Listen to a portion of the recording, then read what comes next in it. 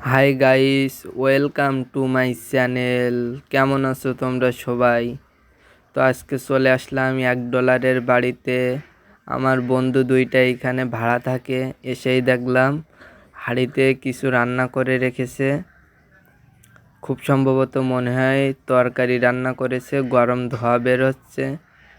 তারপরে পাশেই দেখলাম ভাত রান্না করে রেখেছে, ভাত দিয়েও খুব পরিমাণে ধোয়া বেরোচ্ছে। এদের এইখানে থাকতে খুব কষ্ট হয়, তবুও তারা খুব কষ্ট করে থাকে।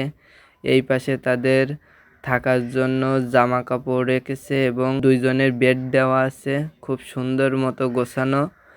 পাশে আছে বই। এদের চাল রাখার জন্য একটি পাত্র আছে, বই পড়ার জন্য কোনো পড়ার টেবিল আমার চোখের সামনে পড়লো না। এপাশে চাল রেখেছে দেখছি একটি বন্ধু বড় একটি পাত্র খুলতেই দেখলাম চাল ভরা। এরপরে সাইডে চার্জ দেওয়ার জন্য চার্জার আছে। গাইস, ভিডিওটা যদি ভালো লেগে থাকে সবাই লাইক, কমেন্ট এবং শেয়ার করে পাশে থাকবেন।